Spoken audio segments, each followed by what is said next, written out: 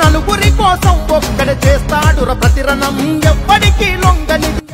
మన ప్రభుత్వం ఏర్పడిన మొదటి 100 రోజుల్లో గంజాయి లేకుండా చేసే బాధ్యత నాది. ఏమన్నా మన దగ్గర గంజాయి ముత్తులో కూడా ఒక మర్డర్ కూడా జరిగింది, ఇక్కడనే జరిగింది, ముఖ్యమంత్రి గారి ఇంటి పక్కనే జరిగింది. ఏమో మన పొరపాటున మన స్కూటీని బయట పెడితే ఆ సీట్ ని తగలబెడుతున్నారు ఈ గంజాయి ముత్తులో కుర్రోజు అనే.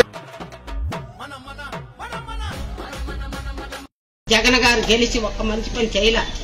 మా ఇళ్లకి ఫారం వాకులు ఇళ్లకి 2 ఇళ్ల పన్నులు పెంచాడు, 300 కరెంటు ఛార్జీలు పెంచాడు, అభయాస్తం ఎత్తేశాడు.